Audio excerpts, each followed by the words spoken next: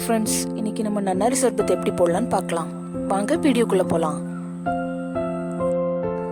தேவையான பொருட்கள்: ½ லெமன் எடுத்து வச்சுக்கோங்க, கொஞ்சம் ஐஸ் க்யூப்ஸ், அப்புறம் கொஞ்சம் நன்னாரி. டம்ளரில் ½ லெமனை ஃபஸ்ட்டு புளிச்சிக்கலாம்.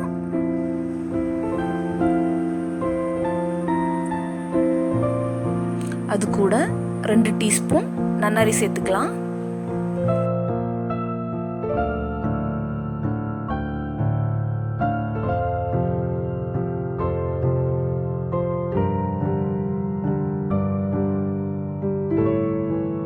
இப்போ அதில் நமக்கு தேவையான அளவு தண்ணி ஊற்றி நல்லா மிக்ஸ் பண்ணிக்கோங்க. ஏன்னா சில சமயம் நன்னாரி அடியிலே தங்கிரும். அது கூடவே நம்ம தேவைப்படுற அளவுக்கு ஐஸ் க்யூப்ஸ் சேர்த்துக்கலாம்.